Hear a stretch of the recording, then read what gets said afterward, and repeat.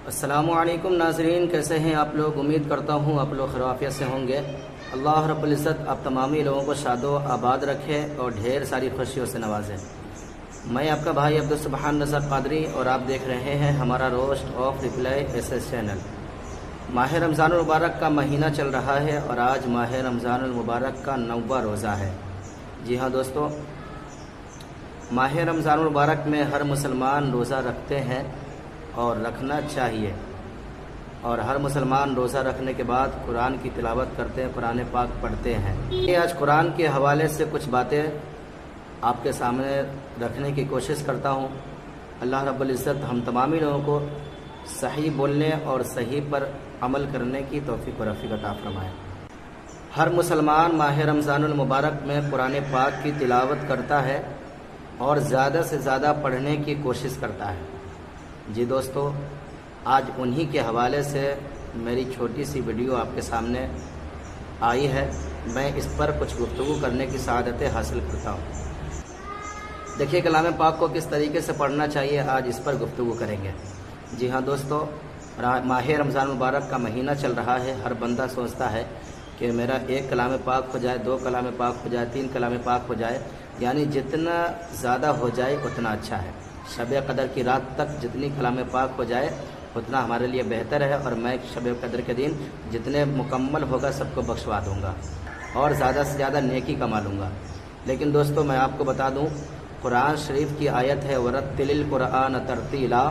قرآن نے پاک جب پڑھو تو ٹھہر ٹھہر کے پڑھو، یعنی آرام سے پڑھو، اطمینان و سکون کے ساتھ پڑھو، تاکہ تمہیں سمجھ میں آئے، اور قرآن تجوید کے ساتھ پڑھو۔ جلدی جلدی ختم کرنے کے چکر میں جیسے منایا ویسے پڑھ دیا، اور خاص کر ہمارے گھر کی ماں بہنیں، جو ہمارے معاشرے میں جو یہ بہت زیادہ چلتا ہے کہ گھر کی ماں بہنیں ایک دم اسپیڈ میں کلام پاک پڑھتی ہے تاکہ ہمارا کلام پاک جو ہے 1 دن میں مکمل ہو جائے، 10 دن میں مکمل ہو جائے، 15 دن میں مکمل ہو جائے، اس لیے وہ اسپیڈ میں پڑھتی ہے۔ اور کیا پڑھتی ہے نہیں پڑھتی ہے یہ تو اللہ بہتر جانتا ہے، لیکن کلام پاک کو بالکل دیکھ کر پڑھنا چاہیے، سمجھ کر پڑھنا چاہیے، اچھے انداز میں پڑھنا چاہیے، جتنا بہتر ہو سکے اتنی بہترین انداز میں پڑھنا چاہیے، اس لیے کہ یہ اللہ کا کلام ہے، اور اللہ تبارک و تعالیٰ قرآن مقدسہ میں ارشاد فرماتا ہے وَرَتِّلِ الْقُرْآنَ تَرْتِیلًا۔ جب تم کلام پاک کو پڑھو تو ٹھہر ٹھہر کے پڑھو، اور آپ اگر کلام پاک پڑھتے ہیں تو آپ اگر ترجمہ کے ساتھ پڑھتے ہیں تو اور بہتر ہے، اور ایسے پڑھتے ہیں تو کیوں پڑھتے ہیں؟ ثواب کی نیت سے پڑھتے ہیں تاکہ اللہ تبارک و تعالیٰ قرآن عظیم کی تلاوت کی برکت سے ہمارے گناہوں کو معاف کر دے، اس لیے ہم کلام پاک پڑھتے ہیں، یا پھر اس نیت سے پڑھتے ہیں کہ کلام پاک پڑھیں گے تو ہمارے مرحومہ مرحومین کی بخشش ہو جائے گی، اللہ تبارک و تعالیٰ ہمارے مرحومہ مرحومین کی بخشش فرما دے گا۔ لیکن کلام پاک پڑھنے سے کیا کیا فائدہ ہے، آئیے میں آپ کو بتاتا ہوں۔ کلام پاک پڑھنے سے سب سے پہلے دل کی صفائی ہوتی ہے، ایمان تازہ ہوتا ہے، اللہ رب العزت ہمارے گناہوں کو معاف کر دیتا ہے۔ کلام پاک کی برکتوں سے ہم اچھی راہ دیکھتے ہیں، سیدھی راہ دیکھتے ہیں، اچھے راہ پر چلتے ہیں، اور اللہ تبارک و تعالیٰ ہمارے کاروبار میں برکتیں عطا فرماتا ہے، اور تمام تر پریشانیوں کو اللہ رب العزت قرآن پاک کی برکتوں سے دور فرما دیتا ہے۔ اس لیے ہم اور آپ کلام پاک پڑھتے ہیں۔ لیکن دوستو کیا بتائیے، اگر آپ چاہتے ہیں کہ آپ کی پریشانی دور ہو تو کیا آپ جلدی جلدی قرآن پاک پڑھیں گے، اسپیڈ میں پڑھیں گے؟ نہیں، بلکہ وَرَتِّلِ الْقُرْآنَ تَرْتِیلًا۔ جب قرآن پاک پڑھا جائے تو ٹھہر ٹھہر کے پڑھا جائے، آرام سے پڑھا جائے، تجوید کے ساتھ پڑھا جائے، حرف کو پہچان کر پڑھا جائے، یہ ہے قرآن پاک پڑھنے کا طریقہ۔ لیکن ہماری کچھ ماں بہنیں جو گھر میں کلام پاک پڑھتی ہے، وہ 4-5 کلام پاک ختم کرنے کے چکر میں جلدی جلدی میں کلام پاک پڑھا کرتی ہے۔ میں ان سے ریکویسٹ کروں گا، گزارش کروں گا کہ اگر اللہ رب العزت آپ کو بخشنا چاہے تو آپ کے لیے صرف بسم اللہ ہی کافی ہے، اس لیے کہ اللہ رب العزت پر ایمان آپ کا ہے تو آپ کے لیے بسم اللہ ہی کافی ہے۔ ضروری نہیں ہے کہ پورا کلام پڑھیں گے تو ہی اللہ رب العزت آپ کو بخشے گا، ایسا کوئی ضروری نہیں ہے۔ آپ اچھے طریقے سے کلام پاک کو پڑھیے، ترتیب سے پڑھیے، اللہ کا کلام ہے، ٹھہر ٹھہر کے پڑھیے۔ اگر اللہ تبارک و تعالیٰ آپ کے گناہوں کو معاف کرنا چاہے گا تو آپ کو قرآن کھولنے کی برکتوں سے ہی اللہ تبارک و تعالیٰ آپ کے سارے گناہوں کو معاف کر دے گا۔ لیکن آپ قرآن جلدی جلدی میں پڑھیں گے، بے ترتیب پڑھیں گے، اچھے طریقے سے نہیں پڑھیں گے تو پتہ چلا ثواب کی جگہ آپ کو گناہ چڑھ جائے گا، یعنی الٹا گناہ ہی ملے گا۔ تو اس طریقے سے آپ کلام پاک کو نہ پڑھیں، اور ایسے پڑھنا کلام پاک کی بے حرمتی ہے اور حرام ہے۔ اللہ رب کچھ لوگوں کا سوال رہتا ہے کلام پاک کو یعنی قرآن مجید کو بے وضو یعنی وضو نہیں ہے تو اس عالم میں کیا قرآن شریف پڑھ سکتے ہیں؟ جی ہاں دوستو، اس عالم میں قرآن شریف پڑھ سکتے ہیں، لیکن اس کا طریقہ کیا ہے؟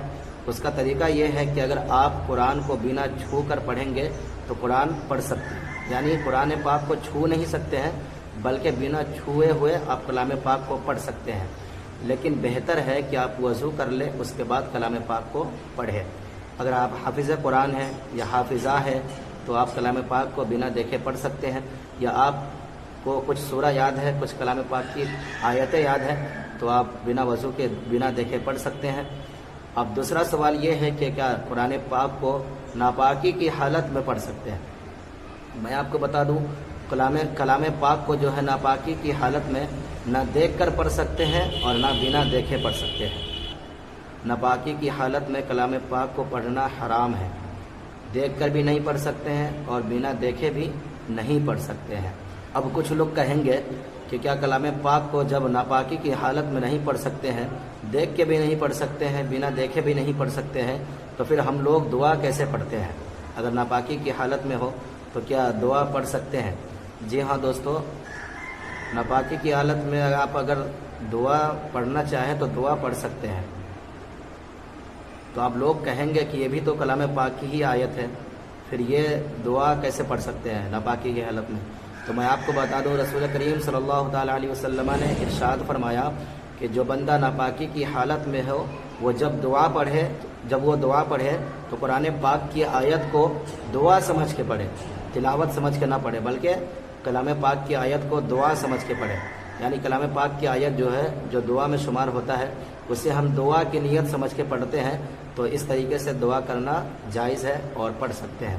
لیکن بہتر یہی ہے کہ آپ جب دعا کے لیے بیٹھے تو پاک و صاف ہو کر بیٹھے، اس لیے کہ پاکی آدھا ایمان کا حصہ ہے، پاکی آدھا ایمان کا حصہ ہے۔ جب آپ پاک و صاف ہو کے بیٹھیں گے پڑھیں گے تو اللہ رب العزت آپ کو اپنی رحمت کی نگاہ سے دیکھے گا، برکتوں کی نگاہ سے دیکھے گا۔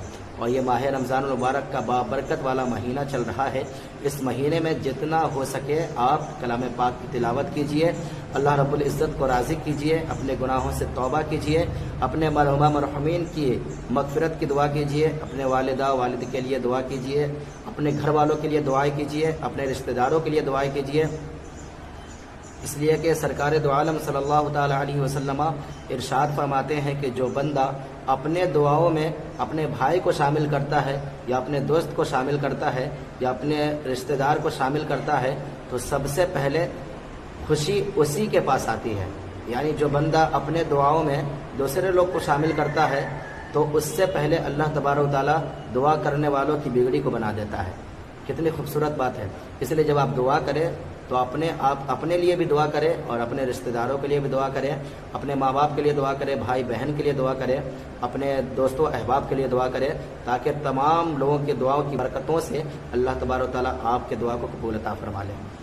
اور یہ ماہ رمضان مبارک کا مہینہ چل رہا ہے اور آج جو ہے 9واں روزہ ہے، انشاءاللہ تعالیٰ آج 9واں روزہ مکمل ہو جائے گا۔ اللہ رب العزت کی بارگاہ میں دعا ہے اللہ تبارک و تعالیٰ ہم تمامی لوگوں کو قرآن پاک صحیح طریقے سے پڑھنے کی توفیق و رفیق عطا فرمائے اور ماہ رمضان مبارک کی برکتوں سے مالا مال عطا فرمائے۔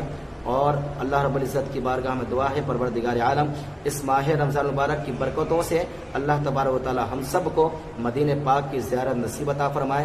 ویڈیو اچھی لگی ہو تو ایک پیارا سا کمنٹ کر دیجیے گا، ویڈیو کو شیئر کر دیجیے گا، لائک کر دیجیے گا۔ پھر ملتے ہیں آپ کے ساتھ دوسری ویڈیو میں، جب تک کے لیے خدا حافظ، السلام علیکم ورحمۃ اللہ وبرکاتہ۔